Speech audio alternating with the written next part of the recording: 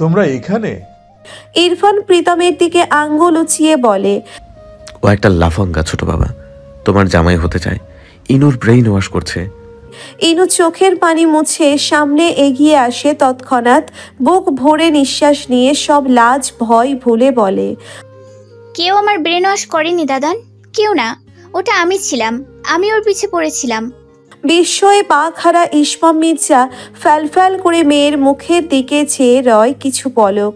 অতঃপর ঘুরে প্রীতমের মুখের দিকে তাকাতেই প্রীতম শান্ত ভঙ্গিতে নম্র স্বরে বলে, আঙ্কেল আঙ্কেল সেদিন যা হয়েছিল সেসব মিসআন্ডারস্ট্যান্ডিং, ট্রাস্ট মি, আমি এমন ছেলে নই, আই ক্যান এক্সপ্লেইন। জামি আর সাফওয়ান দুজনেই অনুরোধের সুরে বলে, আঙ্কেল একটা ভুল বুঝাবুঝি হয়েছে, প্লিজ আগে ঠান্ডা মাথায় শুনুন আমাদের কথা। কে শোনে কার কথা? ইসমামের রাগে গা কাঁপছে। চটটা বসাতেই যাচ্ছিল প্রীতমের গালে, তখনই ইনায়া ছুটে এসে পাপাকে ফিরিয়ে নিয়ে কেঁদে বলে, ও পাপা, ও প্রীতম, ওই যে জামি, নেপাল, শোনোনি, আমাকে বাঁচিয়েছে, তুমি এমন করো না পাপা। ইনশিরাহ পাংশু বর্ণের মুখটি নিয়ে দেখছিল সব কিছু। ইনায়ার কান্না তার ভালো লাগছে না মোটেই। অস্ফুটে ইসমামকে খুব সাহস করে বলল, ছোট বাবা, উনি তো প্রীতম। ইসমাম দ্বিতীয়বারের মতো হতভম্ব হয়ে নিষ্পলক চেয়ে থাকে প্রীতমের দিকে। ইরফান তখন দুই বোনের মুখের দিকে চোখ লাল করে তাকিয়েছে।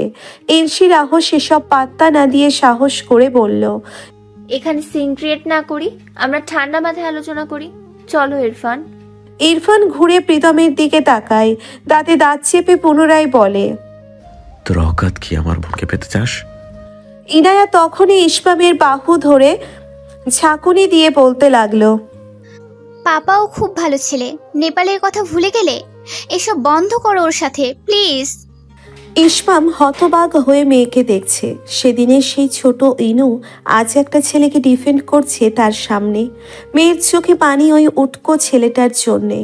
ইসমাম একটা লম্বা শ্বাস ফেলে প্রীতমের দিকে তাকায়, তারপর অত্যন্ত শান্ত স্বরে দুটো বাক্য আওড়ায়, তুমি আমার মেয়েকে আমার কাছে ফিরিয়ে দিয়েছ, সেজন্য আমি চিরকৃতজ্ঞ থাকলাম তোমার প্রতি, কিন্তু আমি তোমার মেয়ে তোমাকে দেব না। শেষের কথাটাই দৃঢ়তা ছিল ইসমামের। প্রীতম শুধু মাথা নিচু করে দাঁড়িয়ে থাকে। ইনায়া পাপাকে পুনরায় ঝাঁকুনি দিয়ে বলে, পাপাও খুব ভালো। ততক্ষণে ইরফান ইনায়াকে আর একটা চর মারতে গেলে এবার প্রীতম ফেরায়। এবার প্রীতম খানিকটা ক্ষুব্ধ হয়ে বলে, ভাই তুই ওর একজন ভাইয়ের লিমিট ক্রস করেছিস তুই ইরফান, এত বড় মেয়ের গায়ে হাত তুলেছিস বারবার, অসভ্যের মতো। ইরফান ঘুরে আর একটা ঘুষি মেরে দেয় প্রীতমকে। ইসমাম মির্জা এসবের কিছুই দেখছিল না। সে জমে গিয়েছে পুরো মেয়ের চোখের পানি আর ছটফটানি দেখে। এতটা গভীরে চলে গিয়েছে মেয়ে। এই মেয়ের কি করবে সে এখন? প্রীতম ইরফানকে এবারও পাল্টা আঘাত করে না। টিস্যু পেপার বের করে নাকের রক্ত মুছে নেয়। ইনশিরাহ এক হাতে ইরফানকে টেনে ধরে চেঁচিয়ে ওঠে, বড় দাদানকে আসতে দে না, থাম, তোর দোহাই লাগে। দ্য মুন টক্সের প্রধান ফটকের কাছে আরও একটি গাড়ি এসে থামে। গাড়ি থেকে নেমে দাঁড়ালো ইহান। ততক্ষণে বিপরীত পার্শ্ব থেকে তড়িৎ বেগে ছুটে আসা স্কুটি এসে তার গাড়ির পাশেই থামে। গোসল না করে না খেয়েই ছুটেছে প্রেরণা আহসান। মাথা থেকে হেলমেট খুলে স্কুটির সাথে ঝুলিয়ে রেখে ঘুরে দাঁড়াতেই থমকে দাঁড়িয়ে যায়। কিছু পলক দুজন দুজনের দিকে তাকিয়ে থেকে গম্ভীরতার সাথেই বলল, আপনি? বারবার প্রতিবার এভাবে এখানে ওখানে যেখানে সেখানে ঝামেলায় কিংবা দুর্ঘটনায় দুজনের আগন্তুক দুজন। কে জানে ডেস্টিনি কতটুকু ভেবে রেখেছে এদের কথা, কতটুকু পিছু নিয়েছে এদের। প্রেরণা আর উত্তরের অপেক্ষা না করে দ্য মুন টক্সে ঢুকলো। ইহানও তার পিছু পিছু দেখলো তাদের গন্তব্য একই দিকে। অবাক হলো না ইহান। প্রীতম যেখানে সেখানেই যে তার সমুদ্র নীলা ঝামেলাময়ী থাকবে তা তো নিশ্চিত। প্রেরণা ছুটে গিয়ে ভাইকে ধরল। উদ্ভ্রান্তের মতো ভাইয়ের আহত মুখবিবর ছুঁয়ে দিচ্ছিল। বুকটা হু হু করে ওঠে প্রেরণার। প্রীতম বোনকে শান্ত হতে বললেও সে শান্ত হয় না। ইহান গিয়ে দাঁড়াতেই ইরফান উঁচু গলায় বলে ওঠে, এই যে দাদান, এসো এসো, তোমার চোখে আদর্শ ছেলে প্রীতম, যাকে তুমি দলীয় অফিসে ডেকে ডেকে চায়ের আড্ডা দাও, এবার তোমার বোনকে ধরে টান দিয়েছে। এখন কি করবা তুমি? অবাক ইহান, অবাক প্রেরণা। প্রীতম স্থির দাঁড়িয়ে। ইনায়া কেঁদে চলেছে। ইহান বোন আর চাচাকে দেখে নিয়ে ঘুরে ইরফানের দিকে তাকায়। ইরফান পুনরায় বলে, কি আদর্শ ছেলেকে ভগ্নিপতি বানাতে ইচ্ছে হচ্ছে এবার তোমার? ট্রাস্ট মি দাদান, তুমি এমনটা ভেবে থাকলে এখানেও লাশ পড়বে। প্রেরণা যেন আঁতকে উঠল উগ্র ছেলেটির এমন কথাতে। অসহায়ের মতো ভাইয়ের মুখের দিকে তাকালো। তার চোখ দুটো যেন ভাইকে বলছিল, এত নির্বোধ মানুষ হয় কেন করলি বোকামি? ইহান স্থির দাঁড়িয়ে আছে। প্রীতম একটা লম্বা শ্বাস ফেলে বলে ওঠে, ভাইয়া, আমি শুধু এতটুকুই বলতে পারি যে ইনু আমার কাছে ভালো থাকবে। এবার আরো একবার প্রীতমের কলার চেপে ধরে ইরফান। কিন্তু ভালো থাকবে? আমার সরল বোনটার ব্রেনটা তো পুরো দখলে নিয়েছিস। চালবাজ রোড সাইড রাস্কেল, এ তোর অকাত কি আমার বোনকে পাওয়ার? হ্যাঁ বাস্টার্ড। পরিবেশটা দমবন্ধকর হয়ে উঠেছে ধীরে ধীরে। শান্ত প্রেরণা হঠাৎ বাঘিনীর মতো নিজের ভাইকে ইরফানের হাত থেকে ছাড়িয়ে নিয়ে অগ্নিদৃষ্টি দিয়ে ইরফানের দিকে তাকায়। সিংহীর মতো গর্জন দেয়, আর একবার এমন কথা বললে জুতার বাড়ি পড়বে তোমার মুখে, বড় লোকের অসভ্য বর্বর ছেলে। বাস্টার্ড কাকে বলছো? কত বড় দুঃসাহস তোমার! আমার ভাইকে জারজ বলছো? একেবারে জুতা মেরে মুখ ভেঙে দিব তোমার। ইহান অবাক হয়ে তাকিয়ে আছে প্রেরণার দিকে। ইরফানও প্রেরণার এমন রূপে হালকা চমকালেও কঠিন চোখে তাকিয়ে থাকে। হাত মুষ্টিবদ্ধ তার। মেয়ে বলে কিছু বলছে না, তবে যা বলার প্রীতমকে বলবে আজ। ইসমা মেয়ের এমনতর কান্না দেখে একটা বেঞ্চিতে ধপ করে বসে পড়ে। আর কোনো কিছু দেখতে শুনতে ইচ্ছে করছে না তার। সে ভীষণ আহত হয়েছে মেয়ের কাণ্ডে। প্রেরণা ঘুরে ইহানের দিকে তাকায়, কণ্ঠে দৃঢ়তা এনেই বলে, তোমার ভাই তোমার বোনের ব্রেন ওয়াশ করেছে কিনা সেটা আপনার ননির পুতুল বোনকে জিজ্ঞেস করলেই বোঝা যাবে। রাগে কাঁপছে প্রেরণার গা। হিতাহিত জ্ঞানশূন্য হয়ে ইনায়াকে বলে, ও তোমাকে কোনোভাবে জোর করে সম্পর্কে এনেছে? ইনায়া নিশ্চুপ কাঁদতে কাঁদতে দুপাশে মাথা নাড়ায়। প্রেরণা বলতে থাকে, তোমার বয়স 20, রাইট? ইনায়া ওপর নিচে মাথা ঝাঁকাতেই প্রেরণা ঘুরে তাকায় ইহানের দিকে। কাট কাট বলে, একটা 20 বছরের অ্যাডাল্ট মেয়েকে ফুসলিয়ে নিয়েছে আমার ভাই, তার ব্রেন ওয়াশ করেছে। সে কিছুই বোঝে না ভালো মন্দ। ইহান এক পলক ইনুকে দেখে, এক পলক প্রীতমকে, ছোট বাবাকেও দেখল সে। এদিকে ইরফান ওই ভদ্র মহিলার সামনে ভাইয়ের নির্লিপ্ততা দেখে ক্ষেপে যায়। চেঁচিয়ে ওঠে, তুমি কোথায় আটকেছো দাদান? বোনকে এই রোড সাইড লাফাঙ্গার কাছে বিয়ে দিবে? প্রেরণা আবারও ইরফানের দিকে চোখ লাল করে তাকায়, বজ্র কণ্ঠে বলে, আমার বইয়ে গিয়েছে তোমার মতো অসভ্য ছেলের ফ্যামিলির মেয়েকে আমার ভাইয়ের বউ বানিয়ে আমার ভাইকে বিপদে ফেলতে। ননির পুতুল বোনকে তোমরা তোমাদের ননির পুতুল বোনকে সাজিয়ে গুছিয়ে শোকেছে তুলে রাখো গিয়ে। আমার ভাই ইন ফিউচার কখনো তোমার বোনের ত্রিসীমানায় যাবে না। ইনশিরাহ মলিন মুখে ছোট বাবার পাশে বসে সব দেখছিল। মনে মনে প্রার্থনা করছিল এই পরিস্থিতি যেন অন্তত বড় দাদান সামলে নেয়। প্রীতমের হাত ধরে টানছে প্রেরণা। প্রীতম নড়ছে না। সে ইনায়ার চোখের দিকে তাকিয়ে আছে।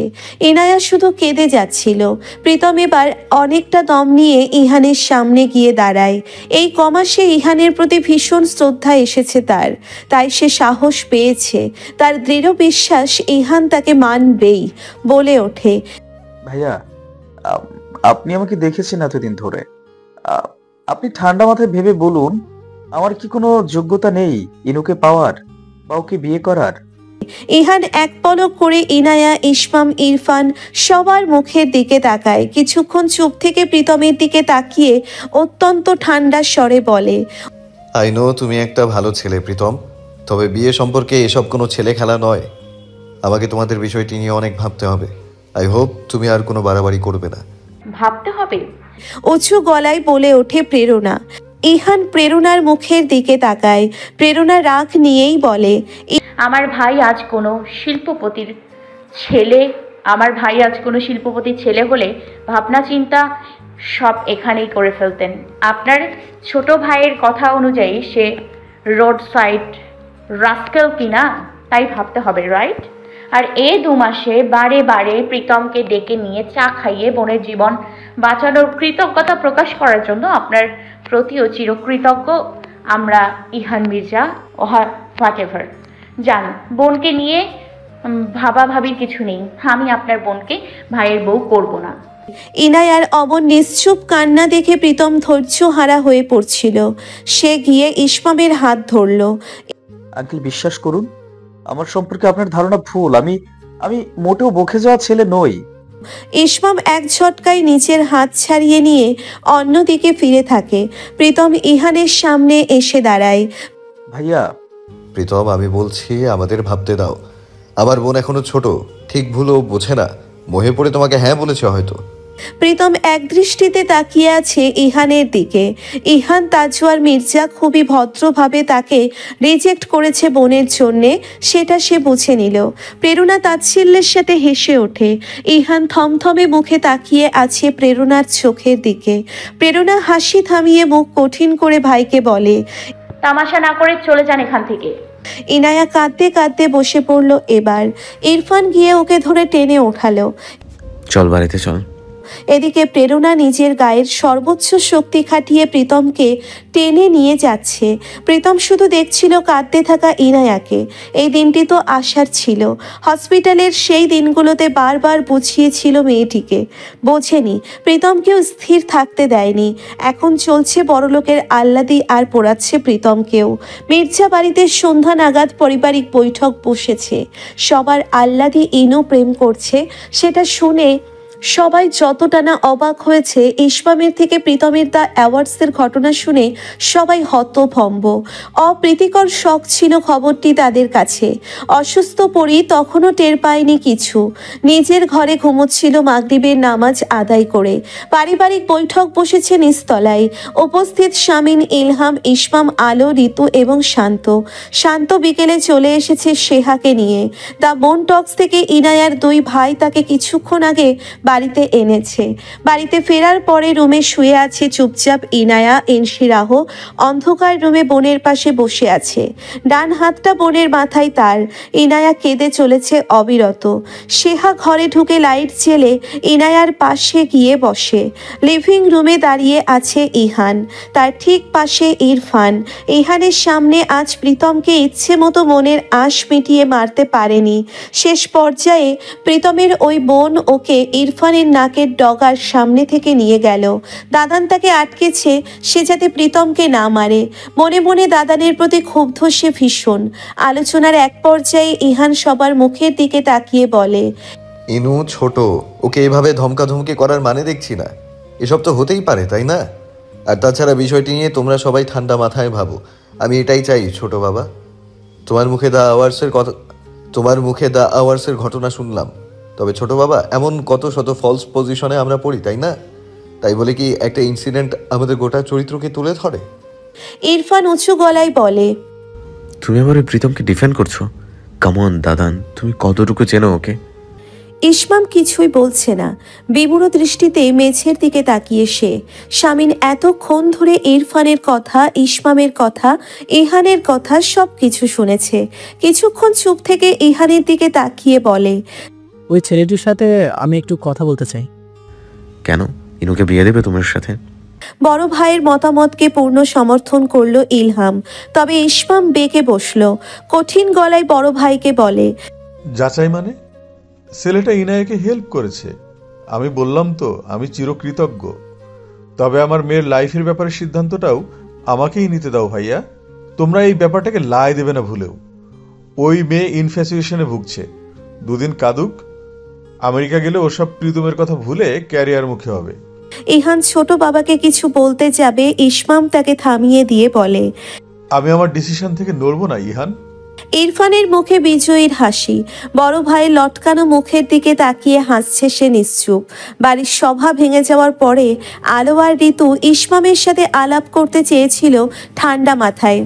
ইসমাম তাদের সাফ জানিয়ে দিয়েছে এই ব্যাপারে আর কোনো কথা নয়। পুরো রাস্তায় প্রীতম চুপচাপ ছিল। প্রেরণাও তাকে কিছুই বলেনি এখনো অবধি।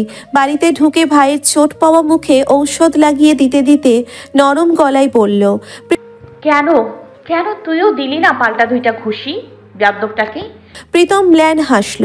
প্রেরণা ভাইয়ের মুখোমুখি বসে দুহাতে ভাইয়ের দুগাল আগলে ধরল, নম্র স্বরে বলল, কেন করলি এমন বোকামি?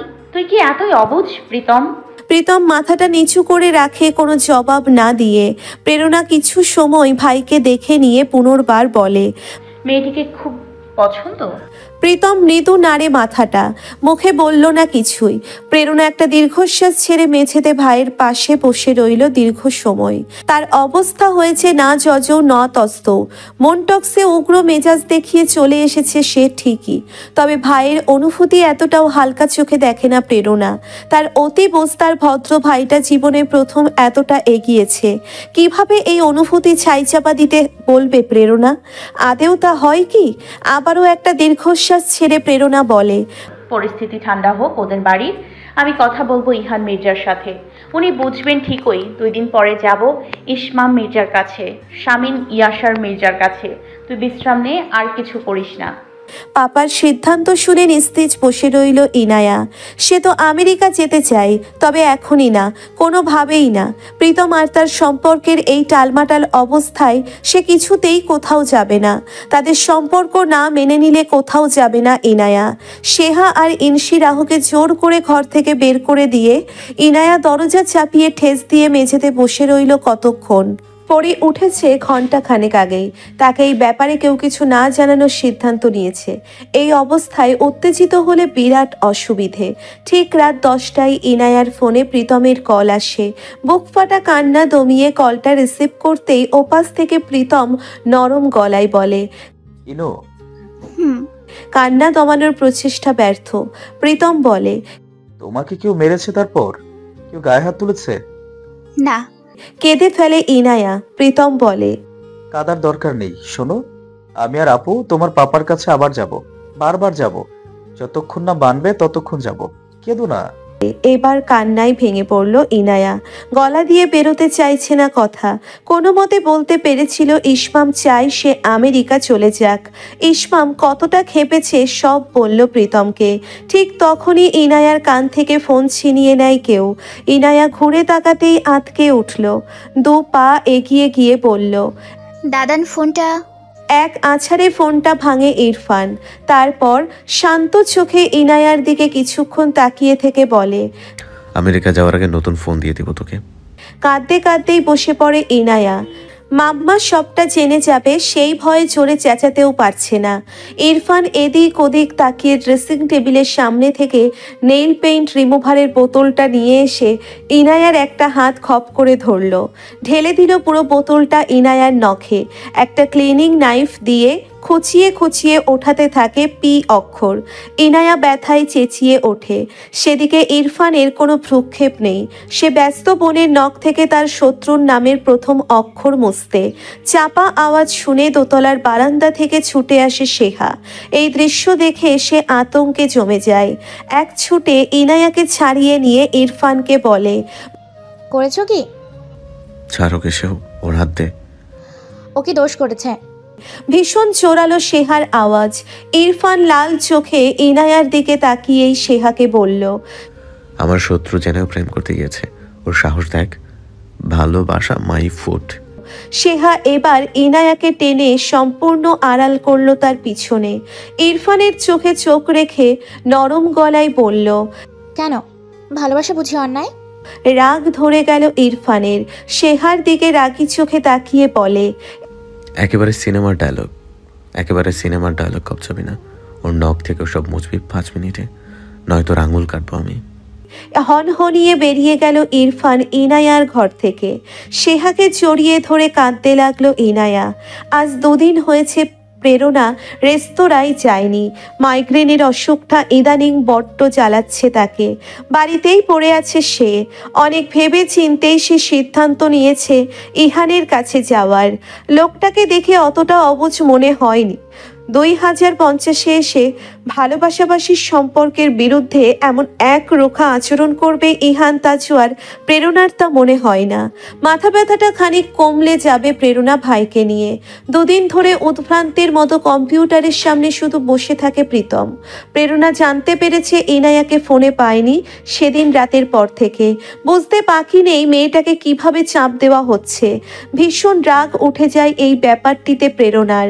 অশিক্ষিত বর্বরের মতো আচরণ, অথচ এই পরিবার শহরের সব থেকে নামডাকওয়ালা পরিবার। ঘর থেকে বেরিয়ে কিছুক্ষণ শুদ্ধর হোমওয়ার্ক দেখিয়ে দিয়ে প্রেরণা কিচেনে ঢুকলো। আজ অনেকটা দিন পর রাঁধবে সে। রাতে ভাই বোন দুটিকে একসাথে নিয়ে খাবে। প্রীতমের মন ভালো করা দরকার। রাঁধতে গিয়ে আবারও আনমনে হয়ে ওঠে সে। সেদিনের পরে রেস্তোরাঁর বিষয়টি নিয়ে ভাববার ফুরসত মেলেনি তার। সাগর ভুঁইয়ার এ ধরনের আচরণ চুপচাপ হজম করেছে সে রেস্তোরাঁর কথা ভেবে। তবে এখন কি করবে সে? রেস্তোরাঁর দালান ছেড়ে দেওয়া প্রেরণার পক্ষে অসম্ভব। আশেপাশে নির্দিষ্ট এরিয়ায় এমন দালান সে পাবে না। দূরে কোথাও সে চলে যাবে তাও অসম্ভব। তার ওটা ভাতের হোটেল, কোনো শৌখিন রেস্তোরাঁ নয় যে মানুষ অত দূর শখ করে খেতে যাবে। তাকে যে শিল্প প্রতিষ্ঠানের এলাকাতেই ব্যবসা প্রতিষ্ঠান রাখতে হবে। আর কিছু ভাবতে পারল না প্রেরণা। তরকারির পোড়া গন্ধ তার নাকে লাগে। অন্য মনস্কতায় পুড়িয়ে ফেলেছে তরকারি। মনটাই খারাপ হয়ে গেল তার। তড়িঘড়ি করে চুলা অফ করতেই শুনতে পেল রুমে তার ফোন বেজে চলেছে। কড়াই নামিয়ে রেখে ছুটে গেল সে। জামি তাকে ফোন দিচ্ছে। ফোনটা রিসিভ করতেই ওপাশ থেকে জামি কান্না মিশ্রিত কণ্ঠে চেঁচিয়ে ওঠে, আপু, প্রীতম কি স্পোর্ট ক্লাবের পিছনে কেউ মেরে রেখে গিয়েছে? ওকে হসপিটালে নিয়ে যাচ্ছি আমরা, তুমি এসো। হাত থেকে ফোনটা পড়ে যায় প্রেরণার। দু চোখ ছাপিয়ে জল আসলো না আর। শুধু নিস্তেজ হয়ে কিছুক্ষণ দাঁড়িয়ে রইল চুপচাপ। দুদিন ধরে নিজেকে রুমবন্দি করে আছে ইনায়া। ইসপাম মেয়ের সাথে দুদিন কোনো কথাই বলেনি। তবে ইনায়ার ভার্সিটিতে গিয়েছিল একাডেমিক ট্রান্সক্রিপ্ট তুলতে। ইনায়া শুনেছে মেয়েকে সে সাথে নিয়ে যাবে ওই ফ্লোরিডাতে। ইনশিরাহ সেহা সন্ধ্যা থেকে দুবার এসেছিল তার ঘরে। ইনায়া সেহাকে অনেক অনুরোধ করে তার ফোনটা নিয়ে প্রীতমকে কল করেছিল। প্রীতমের ফোন বন্ধ দেখা গিয়েছে বারবার। ঠিক রাত 10:30টায় সেহার নাম্বারের উসফির কল আসে। সেহা ফোনটা নিয়ে ছুটে এসে ইনায়াকে দেয়। কলটা রিসিভ করে কানে ধরতেই রুসফি জানায় প্রীতম হসপিটালে। মুখ চেপে ধরে বসে পড়ল ইনায়া। সেহা ওর পাশে বসে পড়ে ওকে ধরল। ইনায়া বড় বড় শ্বাস নিচ্ছে।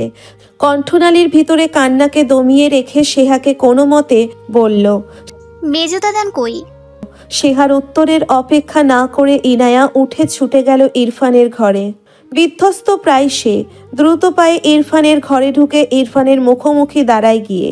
ইরফান সবেমাত্র বাড়িতে ফিরে শার্ট পাল্টাচ্ছে। বোনের দিকে শান্ত দৃষ্টিতে তাকিয়ে আছে সে। ইনায়া নিজের ক্রোধটুকু মেজো দাদানের উপর উগরে দিয়ে চেঁচিয়ে উঠল, কেন মারলে তুমি ওকে আবার? কি শান্তি পেলে? জবাব দাও। বুকের পাঁজরে আঘাত লেগেছে প্রীতমের। এক্সরে হয়েছে তার কিছুক্ষণ আগে। চেহারার বিভিন্ন স্থানে গভীর তাজা ক্ষত।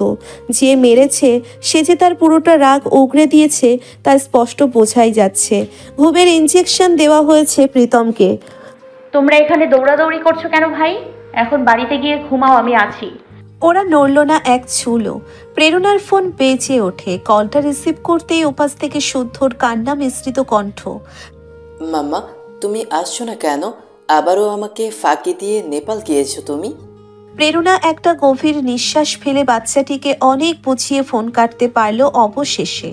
অতঃপর চমিতের দিকে তাকিয়ে খুবই শান্ত স্বরে বলল, বুঝলে জামি, তোমাদের এই শহরটাও আমাদের 3 ভাই বোনকে চাইছে না। আসলে সেই রাশিয়া থেকে দুর্ভাগ্য আমাদের দেখিয়ে এখান থেকে ওখানে নিয়ে যাচ্ছে তো যাচ্ছেই, ব্যাপার না। প্রেরণা দৌড়াতে ভীষণ অভ্যস্ত, আজীবন দৌড়ে যাবে। ওরা কিছু বলল না। প্রেরণা বলতে থাকলো, শুধু কষ্ট হয় জামি, জানো, আমার দুর্ভাগ্যের সব শত্রুতা আমার ছেলের সাথে। ছেলেটা বাবাকে তো পেলই না, আমাকেও ছেলেটার কাছে স্থির হয়ে দুদণ্ড বসতে দেয় না এই দুর্ভাগ্য। এই দুর্ভাগ্যকে আমি কখনো ক্ষমা করব না জামি। গলা ধরে আসে প্রেরণার, শ্বাস ফেলে দ্রুত। তখনই হসপিটালে পা রাখে ইহান তাজওয়ার মির্জা। রিসেপশনে গিয়ে প্রীতমের রুম নাম্বার জেনে লম্বা পা ফেলে ইহান লিফটে ওঠে। 4 তলায় প্রীতমের কেবিন। কেবিন নাম্বার 412 সামনে এসে দাঁড়ায় ইহান। আবারও প্রেরণার মুখোমুখি হয় সে। প্রেরণা মাথা তুলে কয়েক পলক দেখল লোকটাকে। তার দৃষ্টিতে কোনো অনুভূতি নেই। ফিরিয়ে নিল চোখ। ইহান দম ফেলে এগিয়ে আসছে ধীর কদমে প্রেরণার কাছে। জামিদের দিকে তাকিয়ে ধীর স্থির হয়ে বলল, ডাক্তার কি বলেছে? ঠিক আছে ভাইয়া, 2 দিনেই যেতে পারবো। ঘুমাচ্ছে প্রীতম। আর কোনো জটিলতা? না ভাইয়া। স্বস্তি পেল ইহান। অতঃপর প্রেরণার মুখোমুখি একটা বেঞ্চিতে বসে পড়ল। শুভ্র পাঞ্জাবির কলার কাছের 2টো বোতাম লাগায়নি সে। জামির ফোন পেয়ে টি শার্ট খুলে কোনো মতে পাঞ্জাবিটা পরে ছুটেছে এখানে। রাত গভীর হচ্ছে ধীরে ধীরে। জামিদের প্রেরণা পাঠিয়ে দিয়েছে কিছুক্ষণ আগে জোরপূর্বক। ইহান বসে আছে তখনও, আর চোখে তার নীলিমাকে এক পলক দেখে নীরবতা ভেঙে বলে ওঠে, আপনার কি ইরফানকে সন্দেহ হচ্ছে? প্রেরণা ম্লান হাসলো মাথা নিচু করেই। নিচু স্বরে বলল, ভয় নেই, সন্দেহ হলেও কেস ফাইল করব না। নিশ্চিন্তে বাড়ি যান আপনি। নিস্তেজ অনুভূতি শূন্য প্রেরণা। ইহান কিছু মুহূর্ত চুপ থেকে বলল, ইনায়া খুব ভেঙে পড়ছে। বোনকে গিয়ে বোঝান। জানেন, সন্ধ্যাবেলাতেও আমি আপনার ফোন নাম্বারটা খুঁজছিলাম প্রীতম ইনায়ার ব্যাপারে আপনার কাছে অনুরোধ করব বলে, বাট এখন আমি একেবারে শেষ সিদ্ধান্ত নিয়েছি আমার। ওদের সম্পর্ক না হওয়াই ভালো। বোনকে বোঝান, আমিও ভাইকে বোঝাবো। জবাবে কিছু না বলে ইহান চুপচাপ বসে আছে, তার দৃষ্টি প্রেরণার মুখের দিকে। এসব ব্যাপারে কোনো কথাই ইহান বলল না, কিন্তু হঠাৎ কোনো সংকোচ ছাড়াই বলে উঠল, আপনার ছোট ছেলেটা কার কাছে রয়েছে এখন এত রাতে? ইহান নিজেও বিব্রত এমন অপ্রাসঙ্গিক প্রশ্নটি করে। প্রেরণাও চোখ তুলে তাকায়, তারপর নিচু গলায় বলে, গভর্নেন্স রয়েছে। আরো 20 মিনিট ইহান চুপচাপ বসেছিল হসপিটালে। তারপর সেখান থেকে বেরিয়ে যায়। রাত তখন 2টা। শান্তি নীড়ের পরিবেশ এখন থমথমে, নিস্তব্ধ। ইনায়া ইরফানের ওপর চেঁচামেচি শুরু করার মুহূর্তেই ইহান চলে এসেছিল ওদের মাঝে। ইনায়াকে সরিয়ে ঘরে ঢুকিয়ে ইনশিরাহ আর সেহাকে বলে গিয়েছিল দেখাশোনা করতে। বাড়ির বড়রা কেউ তখনও এসব শোনেনি। বাড়িতে গিয়ে ইহান প্রথমেই ইনায়ার ঘরে ঢুকল। জেগে আছে 3 বোনই। ইনু হাঁটুতে মাথা ঠেকিয়ে বসেছিল। ইহান চুপচাপ উকি দিয়ে সরাসরি ইরফানের ঘরে ঢুকে ইরফানের মুখোমুখি দাঁড়ায়। তেজি গলায় বলে, কেন করলি এমন? ইরফান শীতল চোখে দাদানের দিকে তাকিয়ে। ইহান 2 কদম এগিয়ে যায়। গলার স্বর আরো খানিকটা উঁচুতে তুলে চেঁচিয়ে ইহান, আনসার মে ইরফান, ওদের এত ভোগান্তি দিচ্ছিস কেন? ওদের আর কাদের দাদান? স্বাভাবিক গলায় বলে ইরফান। ও, ওই মহিলা। কি হয়েছে? এত কেন খারাপ লাগছে তোমার? মানে ওই মহিলার সাথে তোমার এত কি যে ওনার লুচ্চা ভাইয়ের কাছে নিজের সরল বোনটাকে বিয়ে দেওয়ার জন্য উঠে পড়ে লেগেছো? মাইন্ড ইওর ল্যাঙ্গুয়েজ ইরফান, মার খাবি তুই আমার হাতে। চেঁচানো ইহান। ইরফান হাসলো, তারপর বলল, তুমি আর তোমার আদরের বোনের রুচি অত্যন্ত জঘন্য। বিমুড়ো চেয়ে আছে ইহান। ভাই বোনের গায়ে সে কখনো হাত তোলেনি, আজও সেটুকু ধৈর্য রাখল। তবে চেঁচিয়ে গোটা বাড়ির মাথায় তুলল ইহান। ঘর থেকে বেরিয়ে এলো বাড়ির বড়রা। ঘুম ঘুম চোখে ইহানের থেকে জানতে চাইল কি হয়েছে। ইহান ইরফানের দিকে অগ্নিদৃষ্টি রেখে ইলহামকে বলে, বাবা, তোমার ছোট ছেলের জন্য সাইকিয়াট্রিস্টের কাছে কাল অ্যাপয়েন্টমেন্ট দিয়ে রাখবে, নয়তো খুব শীঘ্রই আমি ওকে সংশোধনাগারে পাঠিয়ে দেব। ও সব কিছুর মাত্রা ছাড়িয়ে যাচ্ছে। বড়রা সবাই বুঝতে পারছে না কিছুই। ইহান কঠিন মুখ নিয়েই নিজের ঘরে চলে যায়। বড়রা ইরফানের মুখের দিকে তাকিয়ে থাকে, আর ইরফান সবার মুখের সামনে রুমের দরজাটা ধপ করে লাগিয়ে দিয়ে বিছানায় টান টান হয়ে শুয়ে পড়ে। কপালের দুপাশে রগ দপদপ করছে। ওষুধ খেয়েও কাজ হচ্ছে না। মেজাজটা কিছুতেই শান্ত হচ্ছে না ইরফানের। প্রীতমকে মেরেও না, তার ক্ষোভ এখন অন্য ব্যাপারে। ওই প্রীতমের জন্যে ইনায়া ওর দিকে তেড়ে এসেছে আজ। যে মেয়েটা কখনো উঁচু গলায় কথা বলেনি ওর সাথে, সাথে। আর দাদান আজ ইরফানকে উন্মাদ ঘোষণা করে দিল সবার মতো। এর পিছনে প্রীতম যতটুকু দায়ী ওর ওই আপু তার বেশি দায়ী। প্রচণ্ড রাগ চেপে আছে ইরফানের মাথায়। আজ স্পোর্টস ক্লাবে বন্ধুরা যখন বলছিল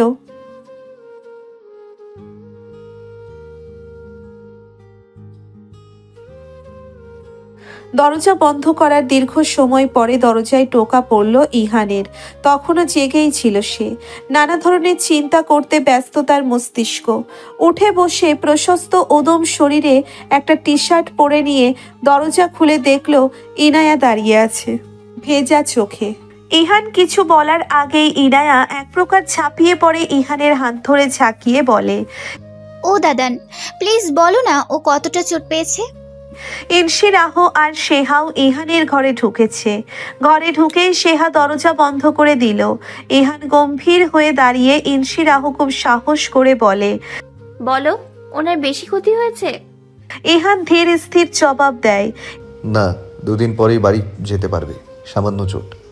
ইনু ইহানের হাত ধরে আবারও ঝাঁকুনি দিয়ে বলে, দাদান তুমি বলো, এটা কি ভুল করেছি আমি? ও কি খারাপ ছিলে?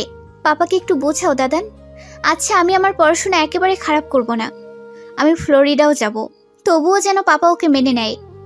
ইহান বোনের মুখের দিকে কিছুক্ষণ তাকিয়ে থেকে বলে, ওর আপু ভীষণ চোটে আছে, বিষয়টা এগোতে বারণ করেছে। তুই ঘরে যাইনু, আমাকেও ভাবতে দে। ইনায়া করুণ দৃষ্টিতে বড় দাদানের দিকে তাকিয়ে আছে। চোখ ফেটে এখনই জল আসবে যেন। ইহান বোনের মাথায় হাত বুলিয়ে বলল, আমি শেষ চেষ্টা করব, বড় বাবাকে আর পাপাকে ধরবো। ওনারা ছোট বাবাকে শান্ত করবে, ঠিক আছে? ও সুস্থ হোক। শেহাকে বলল, ওকে ঘরে নিয়ে যা, আমি ঘুমাবো। ইনশিরাহ দাদানকে দেখছিল এক দৃষ্টিতে। কি সুন্দর ইনায়াকে সাপোর্ট করছে দাদান। আর তার বেলায় এই চিত্রটা যে সম্পূর্ণ ভিন্ন হবে তা তো নিশ্চিত। সেদিন কেমন রূপ দেখাবে দাদান? ইনশিরাহর প্রতি মোটেও নরম হবে কি? দাম দেবে কি ইনশিরাহর ইচ্ছের প্রতি? পাপা আর মাম্মাকে মানাতে পাশে থাকবে ইনশিরাহর? উত্তর না। শেহা ইনিয়াকে নিয়ে চলে গেলে ইহান ঘাড় ঘুরিয়ে ইনশিরাহর দিকে তাকায়। কিছু বলবি ইসি? ইনশিরাহ মাথা নিচু করে দুপাশে মাথা ঝাঁকায়। অতঃপর চুপচাপ বেরিয়ে যায় ঘর থেকে। প্রীতমকে একদিন বাদেই বাড়িতে এনেছে প্রেরণা। খুব দ্রুত সেরে উঠবে সে বাড়িতে এলেই, এমনটাই মনে হয়েছে প্রেরণার। ভাইয়ের জন্য রেস্তোরাঁয় গিয়ে অল্প সময় থেকেছে 2 দিন। সাগর ভূঁইয়ার বিষয়টা মাথা থেকে ঝেড়েই ফেলেছে। সামনে যা হবে দেখা যাবে, এটা ভেবেই বেডসাইড টেবিলে এক বক্স ঔষধ রাখা, যেগুলো প্রীতমের খেতে হচ্ছে। মুখমণ্ডলের 4 স্থানে নিউস্ট্রিপ ব্যান্ড লাগানো তার। শরীরে, পেটে আর বুকের কাছটাতেই ব্যথা। ঘুষি 2টো জায়গা বুঝে দিয়েছে ইরফান। প্রেরণা 1 গ্লাস জুস নিয়ে ঘরে ঢুকে ভাইয়ের হাতে দেয়। প্রীতম ম্ল্যান হেসে চুপচাপ নিয়ে নেয় গ্লাসটা। ভাইয়ের ঠিক পাশেই বসলো প্রেরণা। বলল, কিভাবে কি হয়েছে খুলে বল। প্রীতম এক চুমুকেই জুসটা খেলো। গ্লাসটা পাশে রেখে ঠান্ডা স্বরে বলল, কিছুই হয়নি। যাবি থানাতে? ওর নামে কেস করবি? আমি চাইনি শুরুতে, গতকাল রাতে ভেবে দেখলাম ওকে দমাতে হবে। উম্মাদ ছেলে একটা, তুই চাইলে এক্ষুনি থানায় চল। না। এক শব্দে দৃঢ়তা নিয়ে বলে প্রীতম। পরপর তার ঠোঁটের কোণে দেখা যায় এক রহস্যময় হাসি। প্রেরণা জানতে চায় না সেই হাসির কারণ। উঠে রান্নাঘরে যায়। প্রীতম বিছানায় শুয়ে শুয়ে গত পরশু রাতের কথা ভাবছে। স্পোর্টস ক্লাব থেকে বেরিয়ে ক্লাবের পিছনের পার্কিং লটে বাইকের কাছে যেতেই ইরফান আর নিক্সনের মুখোমুখি হয় সে। ইরফানের বন্ধুরা ওকে কুৎসিত ভাষায় গালিগালাজ করলেও সে পাত্তা না দিয়ে চলে যেতে নেয়। ইরফান বরাবরের মতো ওর পথ আগলে দাঁড়িয়ে অপমানজনক কথা ছুড়ে দেয়। বরাবরের মতো প্রীতমের অওকাদ নিয়ে প্রশ্ন তোলে। এক কথায় 2 কথায় ক্ষেপে উঠে ইরফানই প্রথম আঘাতটা করে। প্রীতম তবুও ঠান্ডা থেকে শুধু বলতে চাইছিল প্রীতমের ওপর এমন অহেতুক প্রতিহিংসা জমিয়ে না রাখতে। দিয়ে দেবে সব ট্রফি, মেডেল, এই ক্লাবের প্রেসিডেন্টশিপ। এসব শুনে জেদ দাউ দাউ করে চলতে লাগলো ইরফানের শিরায়। ঘুষি 2-1টা প্রীতমও মারেনি এমন নয়, তবে জামিরা কেউই ছিল না সেখানে। প্রীতম ছিল একা। দৃশ্যটা কল্পনা করতে করতে প্রীতমের ক্ষতবিক্ষত চেহারা কঠিন হলো। মগজ ফুটছে মস্তিষ্কে। ইরফানের বলা কথাগুলো বারবার প্রতিধ্বনিত হচ্ছে। রাস্তার ছেলে, রোড সাইড রাস্কেল। দুহাতে চুল খামচে ধরে বসে রইল চুপচাপ প্রীতম। মনে আগুন জ্বলছে, অসহ্য লাগছে এই দহন। কলিং বেলের আওয়াজ পেয়ে তোয়ালিতে হাত মুছে নিয়ে প্রেরণা গিয়ে দরজা খুলে দেয়। প্রীতমও উঠে দাঁড়ায়, ক্লান্ত পায়ে হেঁটে দেয়। প্রীতমও উঠে দাঁড়ায়, ক্লান্ত পায়ে হেঁটে ঘর থেকে বেরিয়ে লিভিং রুমে যেতেই সে থমকে যায়। দরজার বাইরে দাঁড়িয়ে ইনায়া, মাথায় ওড়না দেওয়া বউদের মতো করে। প্রেরণা ইনিয়াকে দেখা মাত্রই ভীষণ ক্ষেপে যায়। ভদ্রতার সব সংজ্ঞা ভুলে গিয়ে চড়াও হয় মেয়েটার উপর। সামনে দাঁড়িয়ে চেঁচিয়ে বলে, এখানে কেন এসেছো? God get lost. প্রীতম ইনায়াকে পা থেকে মাথা অবধি দেখে। মাত্র দুদিনে কিছুটা রোগা লাগছে ইনায়ার গোলগাল মুখটা। প্রীতম এক দৃষ্টিতে তাকিয়ে আছে। প্রেরণা দ্বিতীয়বারের মতো খেকিয়ে ওঠে, I said get lost Inaya. ওসব যেন কিছুই শুনতে পেল না ইনায়া। ঘরের ভিতর ঢুকেই জড়িয়ে ধরে প্রেরণাকে, অতপর হু হু করে কেঁদে ফেলে। ইনায়ার এমন কাণ্ডে থতমত খেয়ে যায় প্রেরণা। নিজেকে সামলে নিয়ে পুনর্বার ধমকাতে চাইল মেয়েটাকে, কেন জানি পারল না সে। একটা হাত নিজের অজান্তেই ইনায়ার মাথায় রাখলো। ইনায়া তখন বলতে লাগলো, আপু আপনি দাদানকে বলেছেন আপনি প্রীতমকে ভুলিয়ে দেবেন আমাকে, আমাদের সম্পর্ক মানবেন না? আপু প্লিজ এমনটা করবেন না, প্লিজ আপু। আপনি দাদানের সাথে কথা বলুন, আপনি আমার বড় বাবার সাথে কথা বলুন। আমি জানি ওনারা মানবে। আমাদের বিয়ে দিতে হবে না আপু, আমরা অপেক্ষা করব, কিন্তু যেন আমাদের আলাদা না করা হয়। আপনি একটাবার আমার বড় বাবার কাছে যান আপু। বড় বাবা পাপার মতো রাগী নন। আপনি প্লিজ আমার পরিবারের অন্যান্য সদস্যদের সাথে কথা বলুন। আমি আর হ্যাংলা হতে পারছি না আপু। কাঁদছে আর পাগলের মতো প্রলাপ বকছে ইনায়া। প্রীতম দূরে দাঁড়িয়ে শুধু দেখছিল মেয়েটিকে। মেয়েটি সত্যিই ভীষণ বেহায়া, সবসময় প্রমাণ করে এসেছে। লিভিং রুমে এসে দাঁড়ায় মিস জেনি আর প্রণবী। ইনায়াকে নিজের থেকে এবার আলাদা করলো প্রেরণা। দুই হাতে ইনায়ার চোখ মুছিয়ে দিয়ে নরম গলায় বলল, আচ্ছা শান্ত হও, আগে বলো তুমি এখানে এলে কিভাবে? পাপার সাথে ভার্সিটি গিয়েছিলাম। আজ আমার ভর্তি ক্যান্সেল করতে এসেছে পাপা। পাপা আমাকে ভার্সিটি রেখে আমার ফুফাতো বোনকে নিয়ে কোথাও গিয়েছে। আমি এখানে এলাম ঠিকানা খুঁজে খুঁজে। প্রেরণা অবাক অস্ফুটে বলল, মেয়ে তুমি বড্ড বোকা। এখন এটা নিয়ে কত বড় ঝামেলা হবে ভেবেছো? ইনায়া বলতে লাগলো, আপনি প্লিজ বড় দাদানের সাথে কথা বলুন। সে পরে দেখা যাবে, তুমি যাও, এক্ষুনি যাও বাড়িতে। ইনায়া ভেজা দুটো চোখে প্রীতমকে দেখল। প্রীতমও তার দিকেই এক দৃষ্টিতে তাকিয়ে আছে। প্রেরণা আবারও বলল, কি হলো, যাও, ঝামেলা হবে।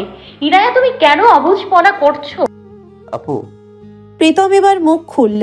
প্রেরণা ভাইয়ের দিকে তাকায়। প্রীতম ইনুর দিকে দৃষ্টি স্থির রেখে প্রেরণাকে বলল, ওকে আমি পৌঁছে দিই? ও অসম্ভব, পাগল হলি তুই? প্রেরণা চেঁচিয়ে উঠল। প্রীতম অনুরোধের সুরে বলল, মাঝ রাস্তা পর্যন্ত প্লিজ আপু। ভাইয়ের মুখের দিকে তাকিয়ে খানিকটা মায়া লাগলো প্রেরণার। কিছুক্ষণ চুপ থেকে বলল, নিউ মার্কেট পর্যন্ত, জলদি চলে আসবি। তারপর ইনায়ার গালে হাত রাখলো প্রেরণা। বাড়িতে যাও, দেখছি কি করা যায়, পরিবেশ ঠান্ডা হোক। ঘরে ঢুকে নিজের ওয়ালেট আর ফোনটা নিয়ে প্রীতম বেরিয়ে পড়ল ইনায়াকে নিয়ে। একটা ক্যাব নিল তারা। নির্দিষ্ট গতিতে ছুটছে ক্যাব, দুজন পাশাপাশি বসে। ইনায়া মাথা নিচু করে হাসলো। প্রীতম ওকে দেখে একপেশে হাসলো। তারপর একটা সিগারেট ধরিয়ে নেয়। ইনায়া ভীষণ অবাক প্রীতমের এমন আচরণে। এভাবে সিগারেট খাওয়া প্রীতমের সাথে ঠিক যায় না। সিগারেটটা অর্ধেক শেষ করে প্রীতম ইনায়ার দিকে তাকালো। এক হাতে টেনে ইনায়াকে নিজের কাছাকাছি এনে নরম গলায় বলতে লাগলো, ইনু তুমি আমাকে ছেড়ে থাকতে পারবে জান? আবারও মনে হাহাকার শুরু হয় ইনায়ার। দুপাশে মাথা ঝাঁকিয়ে জানিয়ে দেয় উত্তর। প্রীতম ফিচেল হাসলো। ক্যাব ড্রাইভারকে উপেক্ষা করেই ইনায়ার আরও কাছে গিয়ে তার কপালের একপাশে একটা আলতো চুমু খেয়ে খুবই নরম গলায় আবদারের সুরে বলে, আমায় বিয়ে করবে জান? বিয়ে? বিস্ময়ের সুর ইনায়ার গালে। প্রীতম বলে, বিয়ে করবে এখন আমায়? ইনায়া বিমূঢ় চেয়ে রয়, বলে, এখন? হ্যাঁ এখন যান, চলো বিয়েটা করে ফিরি। কিন্তু প্রীতম আমার পরিবার। আর আমি? তাছাড়া এই বিয়ে গোপন থাকবে জান। তারপর তুমি আমেরিকায় গেলেও আমার কোনো ভয় থাকবে না। ইনায়া চিন্তিত হয়ে পড়ল। প্রীতমকে আজ অস্বাভাবিক লাগছে, ভীষণ জেদি লাগছে। সে বলল, আমার ভয় করছে প্রীতম, পাপা মাম্মাকে ঠকানো হবে যে। আর আমাকে ঠকিয়ে আমেরিকা চলে যাবে তুমি? ইনায়া চুপ করে তাকিয়ে আছে প্রীতমের দিকে। প্রীতমের চোয়াল শক্ত হয়ে ওঠে, গম্ভীর হয়ে বলে, আজ আমাকে বিয়ে না করলে আমি ভাববো তুমি আমাকে ভালোবাসো না। প্রীতম, এমন পাগলামি কেন করছো তুমি? বিয়ে করবে না কি করবে না? Answer me, Pritam. Answer me. Inaya নিশ্চুপ বসে আছে মাথা নিচু করে। প্রীতম ম্ল্যান হাসলো। ফোনটা বের করে প্রথমেই কল লাগালো জামির নাম্বারে। ফোনটা রিসিভ হতেই বলল, তোরা তিনজন নিউ মার্কেট কাজী অফিস আয়। ফোন কেটে প্রীতম ইনায়ার দিকে তাকায়। ইনায়া কাঁপা কাঁপা গলায় বলে, ভুল হচ্ছে প্রীতম। আমাকে ভালোবাসাটা ভুল ছিল না, এটাও বলো। ইনায়া চুপ হয়ে যায়। প্রীতম মেয়েটিকে এক হাতে আগলে ধরে চোখের পানি মুছিয়ে দিয়ে বলে, বিয়েটা হয়ে গেলে সব ঠিক হয়ে যাবে জান, দেখবে। ইনায়া আর ভাবতে পারছে না কিছু। প্রীতমের উতলা ভাব তাকেও নরম করে দিচ্ছে। চোখ মুছে এসে প্রীতমের কাঁধে মাথা রেখে বসে থাকে। প্রীতম মেয়েটির মাথায় হাত বুলিয়ে দিতে দিতে জানালার বাইরে দৃষ্টি দেয়। ঠোঁটে তার বিজয়ীর হাসি। কি যেন বলে ইরফান তাকে সবসময়, রাস্তার ছেলে অওকাত কি? আজ রাস্তার ছেলের অওকাত দেখে বুক চাপড়াবে ইরফান মির্জা। প্রীতমের বউ সন্ধ্যার আগে থাকবে প্রীতমের ঘরে। ইরফানের নাকের ডগা দিয়ে নিয়ে যাবে প্রীতম আজ ইরফানের বোনকে বউ বানিয়ে। আজ বহুদিন পরে মামা ভাগ্নিতে শহরের ব্যস্ত রাস্তার পাশে আইসক্রিম স্টলের সামনে দাঁড়িয়ে আইসক্রিম খাচ্ছে। আজ শেহাও এসেছে ইনায়া ইসমামের সাথে ইনিয়ার ভার্সিটিতে। শেহার উদ্দেশ্য ছিল সম্পূর্ণ ভিন্ন। সে চায় ইসমামকে ইনায়া প্রীতমের ব্যাপারে বোঝাতে। বাড়িতে সেরকমের সুযোগ নেই, তাই এখানে এসেছে। শেহা 3 মামার আদরের ভাগ্নি, আর যাই হোক ওর মামারা ওকে কখনো বকবে না। ওর কথাটা বোঝার চেষ্টা করবে অন্তত। ভার্সিটিতে ইনুকে রেখে তাই মামাকে ধরে বেঁধে নিয়ে এসেছে আইসক্রিম খেতে। ইসমাম চিন্তিত মুখে আইসক্রিম খেতে থাকে। শেহা সুযোগ বুঝে খুব সাহস করে বলে, ছোট মামা। ইসমাম কিছু মুহূর্ত চুপ থেকে জবাব দেয়, ওই ছেলেটির ব্যাপারে বোঝাতে এলে আগেই বলছি মা, তোকে বকতে আমার ভীষণ খারাপ লাগবে। মামা শোনো তো। না, শুনবো না। আইসক্রিম খাওয়া হয়ে গেছে, চল ভার্সিটিতে, ওর ক্লাস শেষ বোধহয়। না শেহাকে কিছু বলতে দিল না। না বোঝাতে দিল। ভাগ্নির হাত ধরে টানতে টানতে ভার্সিটিতে পৌঁছেই ইসমাম ইনায়ার ক্লাসমেটদের শেখে জানতে পারল ইনায়া ঘণ্টাখানেক আগেই বেরিয়েছে।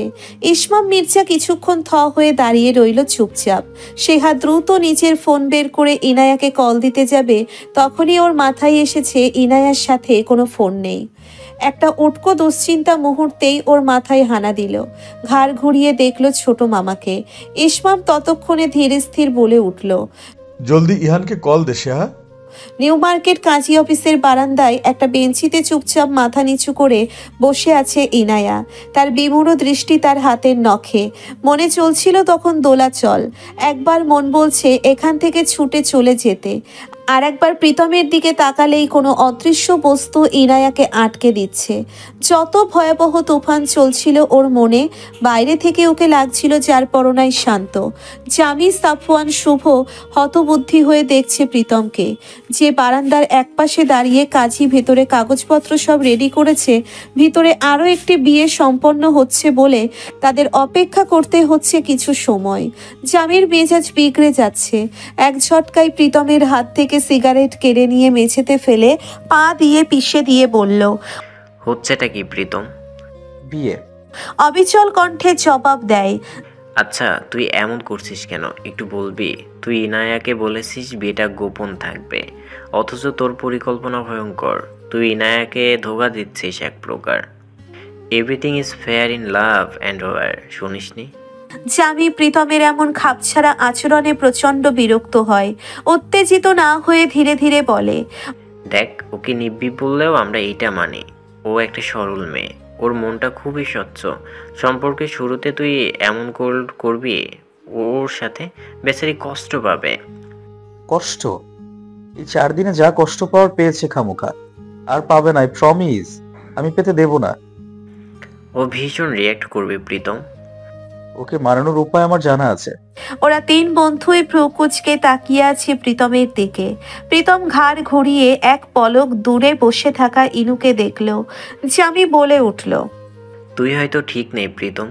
ইনায়ের প্রতি তোর ভালোবাসার থেকেও ইরফানের প্রতি প্রতিহিংসা কাজ করছে বেশি, তাই ভালো মন্দ বুঝছিস না।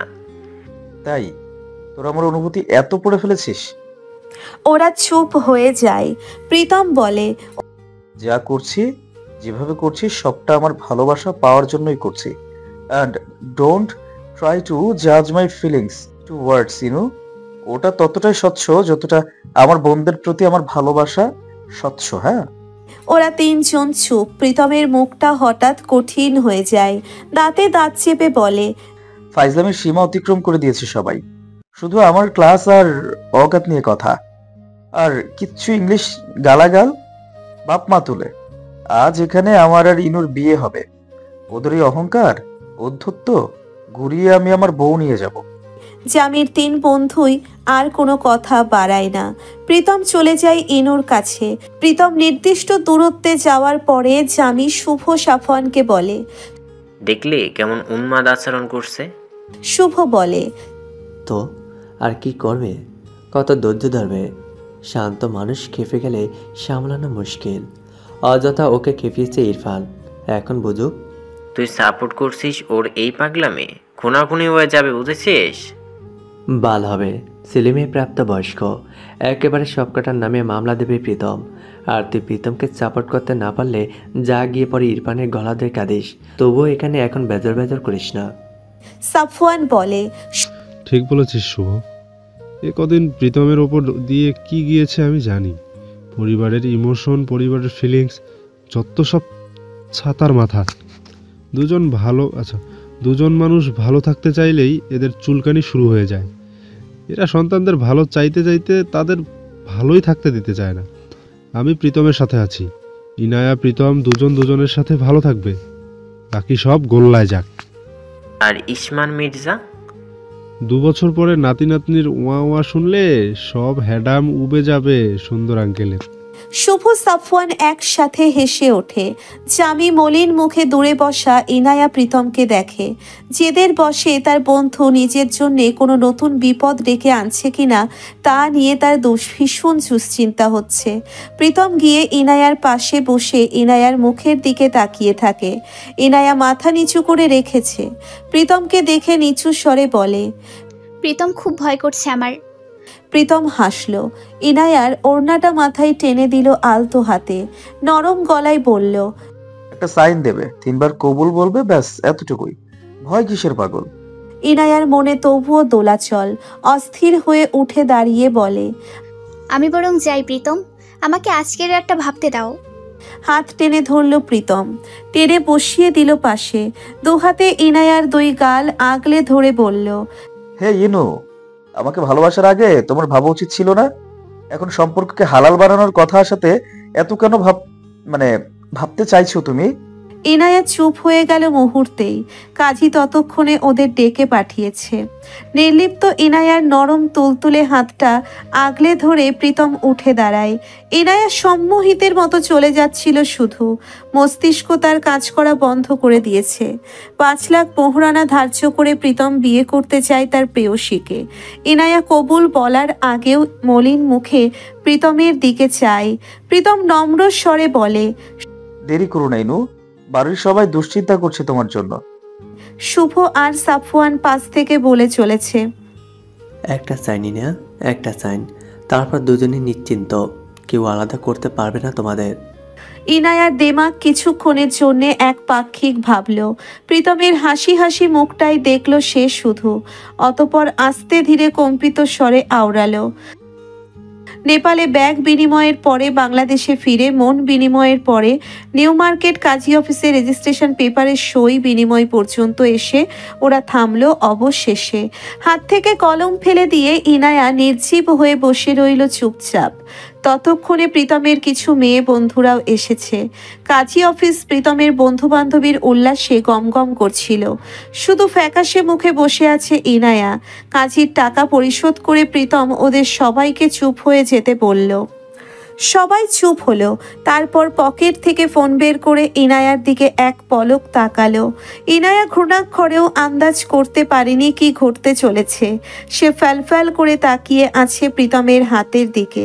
প্রীতম শান্ত ভঙ্গিতে ইরফানের নাম্বারটা ডায়াল করলো তার অন্য একটা নাম্বার থেকে। ওপাশ থেকে ইরফান ফোনটা রিসিভ করতেই প্রীতম অস্বাভাবিক শান্ত স্বরে বলল, মেজো দাদান, আমি আপনার ভগ্নিপতি প্রীতম হাসান বলছি।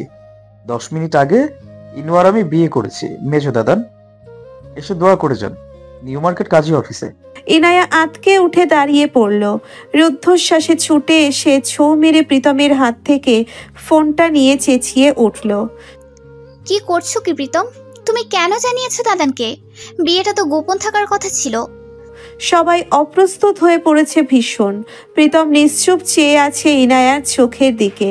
ইনায়া নিমেষেই নিস্তেজ হয়ে পড়ে।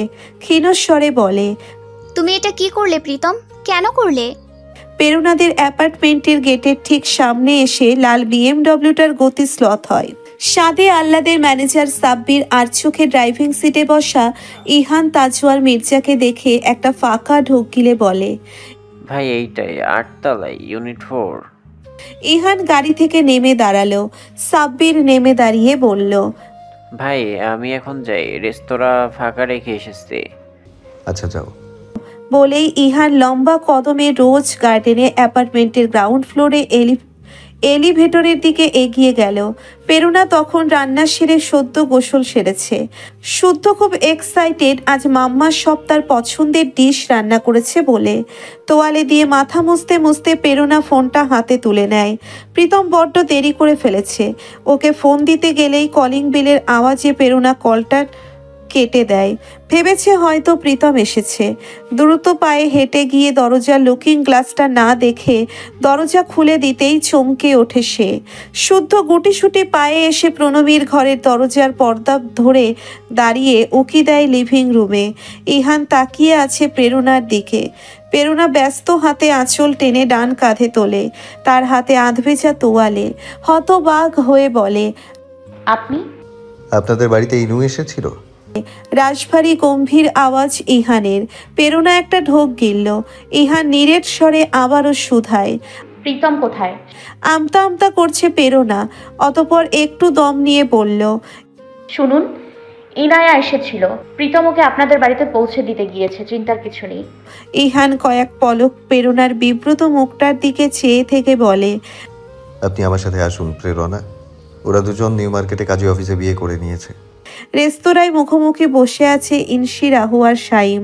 গত কয়েকদিন যাবৎ ইনায়ার ঘটনাকে কেন্দ্র করে ইনসি রাহু ডিপ্রেসড হয়ে পড়েছে ভীষণ। শাইমের সাথে সরাসরি কথা বলতে এসেছে সে। মেনু কার্ড হাতে নিয়ে শাইম ফিচেল হেসে বলল, আর কিছু অর্ডার করব?